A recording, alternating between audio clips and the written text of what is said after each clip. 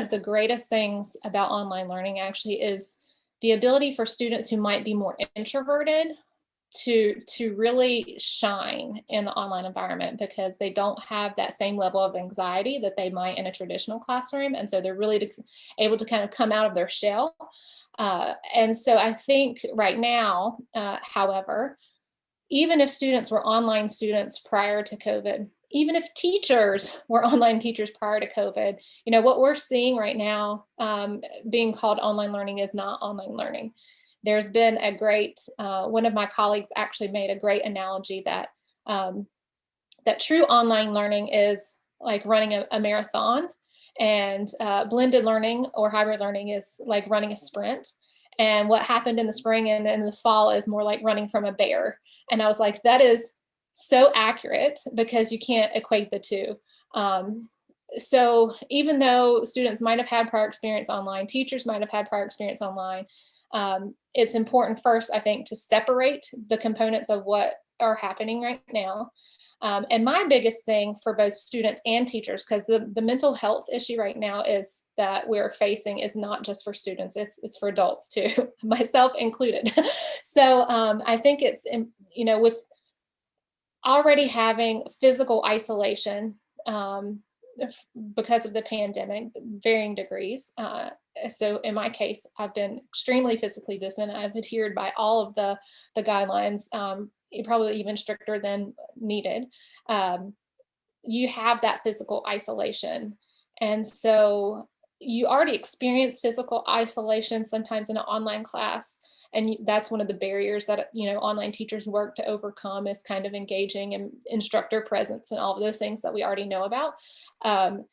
But I think even more so now, we have to truly understand the situation and go above and beyond to establish that instructor presence, and then not only provide opportunities to engage around the content, but provide for that much needed level of social interaction and socialization that students need. And so what I've been seeing is just the need to have just open, whether you call it like locker room discussion boards, or just time where you go in Zoom and just talk and have fun. They're totally off topic, because our kids are missing that socialization that they need, because they're very social creatures. And so it's important for us to provide that opportunity. So that's one big thing. I think another big thing is providing movement and opportunities, because if they're not physically going to school and they're not running around, is trying to integrate movement into your online course is really important. And then I also just lost my train of thought. Oh, I know what I was going to say. Another important thing is SEL checks. So a quick check-in just to see how you're doing. I've seen them done differently, by day, but different teachers, but just little fun check-ins or activities for students just to kind of express themselves and say where they are. And that's helpful for a teacher who's not physically there to kind of get a pulse on how the students are doing, and, kind of check for any depression or anxiety or things like that, where they might need to provide some interventions. And so I think using those kinds of strategies would be super helpful for the students who are facing that physical isolation.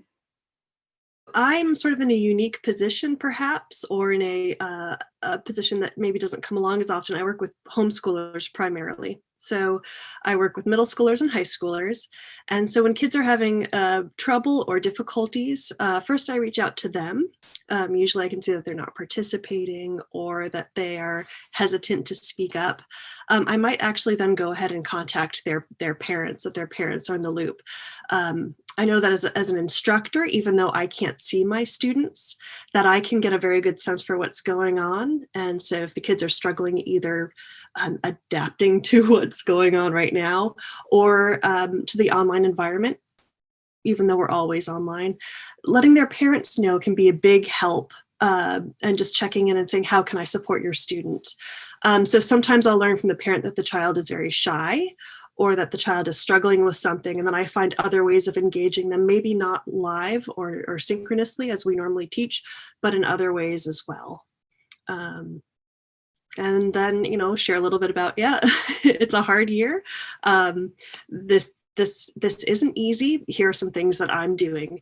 And so I try to share with them things like getting off of the screens as much as I can. Sometimes that can help with feeling too busy or feelings of depression, getting outside, but then also, getting help when they need it. And that's where the parent really plays the key role for me.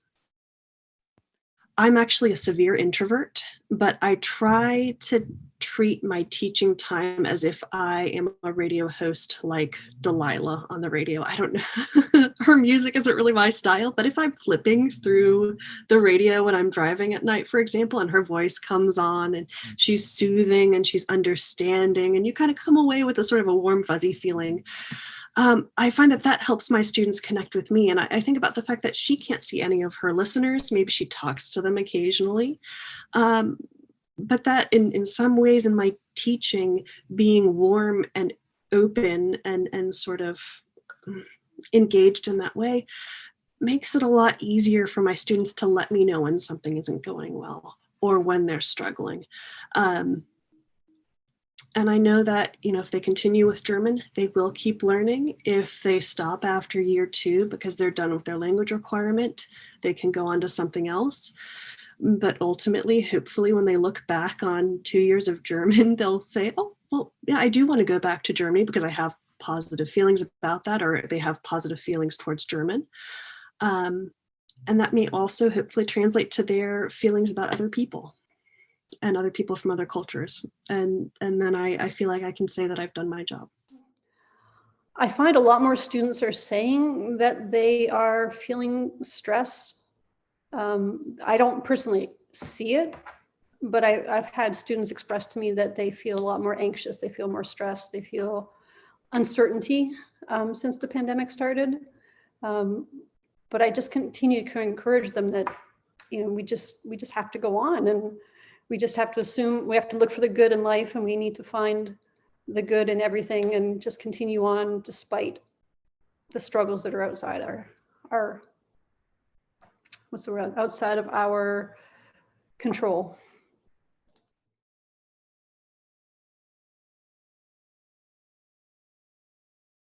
Specific to school. So for North Carolina virtual, we have guidelines for that if we find a student who we're concerned about. So one thing that I've always tried to do is to talk with the student and try to get a good pulse as much as you can as a teacher who's not physically there.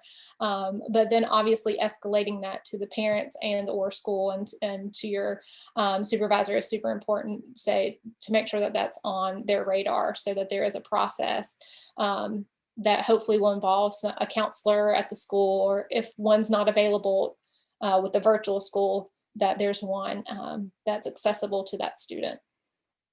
So in addition to being a German teacher, I'm also the language chair. So when or if we do learn about something like that, we very quickly loop in the dean and the director of operations, and we contact the parent right away. Since our students are distant and they could be anywhere in the world, it's key that we have the parent available to us and we let them know. I realize that that's sort of a difficult position. It would be different for college students, but for us in the K-12 environment, it's a very clear and a very quick move. And we have all the parents' numbers on file, so we're able to do something.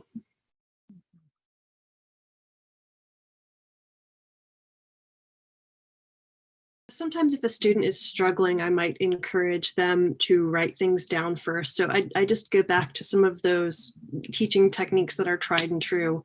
Having them write down things first. I often have them do some board work and write their sentences up on the board, and I can private chat them and give them some confidence. And say, hey, you might have a look at this. It does tend to be a little grammar heavy, but that way I'm not correcting them in front of everyone, and that tends to help a lot. Otherwise, it might be figuring out other ways to assess them. So really no different than if I have students who have learning differences. As long as I can see that they're developing and progressing, I'll use sort of whatever's in my teaching toolbox. So I might write to a parent and I would say, hey, Susie is usually very outgoing. I've noticed the last couple of classes, she's been a little more reluctant to speak. Would you mind meeting with me and we can talk about how Susie is doing and come up with strategies together? And from there, I've often found that parents are very forthcoming about what's going on with their student. And I try to approach my students generally from a position of grace, which is to be as flexible and forgiving as I can. And I do have a fair amount of flexibility. And often those two things make it possible to work with the parent and work with the student. I'm not necessarily looking for a set of objective standards across the board, but when a student is looking to improve, specifically in my class, I measure the student against him or herself. So if I see the student developing, then I know they're doing well. If the issue is deeper, like emotionally, and something that's beyond my area of expertise, I ask the parent just how I can best support the student. Ultimately, maybe I'll get a little bit of hot water for this, but if my student doesn't come out knowing a lot of German, but has some of the relational skills and the cultural understandings, I consider my job as an educator done in some ways. I think interaction is extremely important for students. It's important as part of our world language standards, right? Is, student to student interaction, student to teacher interaction. But now more than ever, that interaction is extremely important. And whether that interaction takes place in the target language or even implementing just fun stuff that's not in the target language, but I would say going above and beyond and providing additional opportunities for interaction, again, both with students and with the teacher. And any assignments or activities that are going to be more formative in nature, kind of to lower that affective filter, since anxiety is really running high, trying to integrate and make, not that classes aren't fun, but trying to make learning as fun as possible. So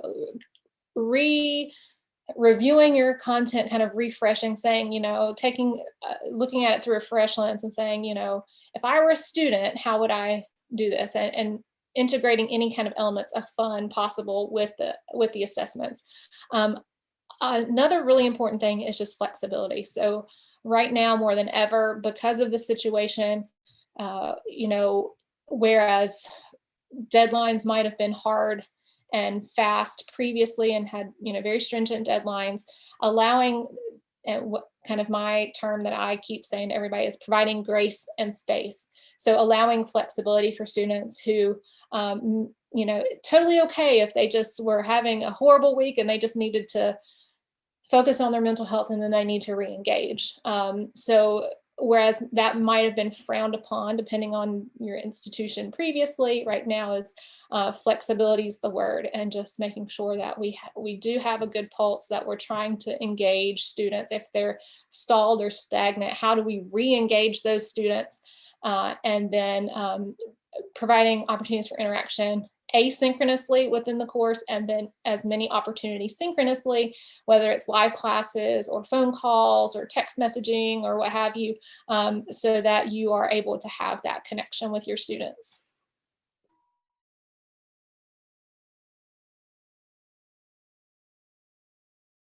North Carolina Virtual has sent out some resources already.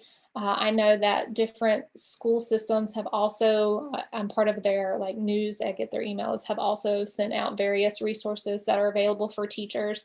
One thing that I'm very excited about that I just heard about recently is NC Virtual is looking to hire kind of like a counselor, but somebody who's completely focused on mental health. And we've never had that, because since we're a supplement to the public school system, we've never been able to kind of have that standalone. So I'm very, very excited about what that means for the teachers, but most importantly for the students.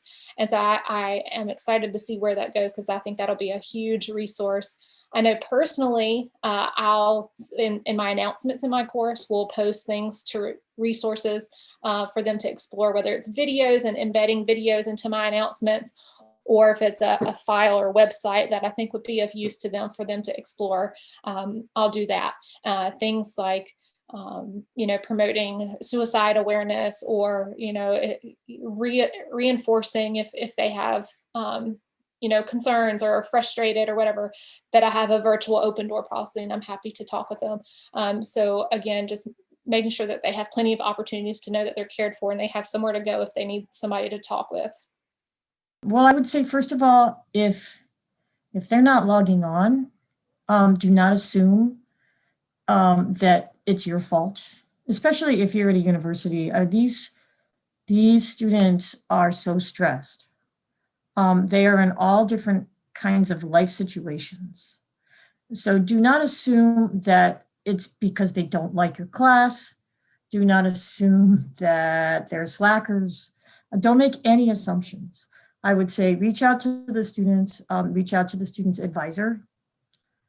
Tell the student and the advisor that you are concerned, because many, if not most, of the students who are disengaging are doing so because they're in a situation of crisis personally. And it's not really, has nothing to do with what you're doing in your class. But beyond that, give them a lot of opportunities to interact, I would say, in a way, first of all, where they're not being graded on accuracy.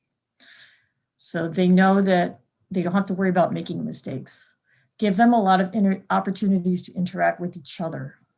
And when they're interacting with each other, they shouldn't be graded on accuracy. And they have to know that because they might not be used to that. And they might assume that they can't make mistakes and then they'll be paralyzed. Try to give them really interesting things to watch and to talk about. Yeah. I would say that it's good I try to establish that connection with them, but it's even more important maybe for them to have a connection with each other. And that's what's going to keep them in the class. I think that it can keep students with you who otherwise might fall away. If they're isolated in their house, you don't know what their family situation is. If they feel a connection to the other students in that class, that will be their oasis, And I share with them, like, yeah, there's some things that I miss. I'd like to go to Germany right now, but I can't. But here's what I can do. So I also try not to dwell on those negative things.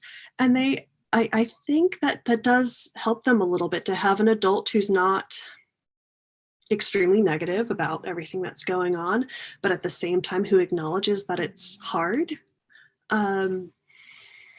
And then just sharing some of the great things that are going on and some of the beautiful things. That adds to that emotional bond that also hopefully makes them feel a little more supported. Everything that I see on social media is so, in some of the Facebook groups, for example, watching the teachers go, well, I can't be late on stuff. Why should my students be allowed to be late on stuff? And I just think, why does this have to be antagonistic? I share this with my students too, and that loosens up a lot as well. And as a result, I think they do better and they do more. No one performs well. Okay, maybe there's a handful of people who do really well with stress. I don't. And so taking that stress off of me takes it off of my students. And again, I find that helps a lot. I mean, there are students who, as we were talking about earlier, who might be having true emotional difficulties that only someone who is an expert in that field can help with. I am not a medical doctor, as I say. I can only help you with existential crises because of, but I'm not a medical doctor, whatever. But there are those other things that we can do as educators. We have to educate the whole child. And I think that with this pandemic and with the stress, and I feel it just as much as all the other teacher/parents out there feel it. Yes, it's hard, and I'm really hard on myself. But if I teach my students how to be a little easier on themselves, and I'm a little easier with them, that kind of comes back to me. And ultimately, who knows what they're going to tell their grandkids about the great pandemic of 2020? Hopefully, this is the big one.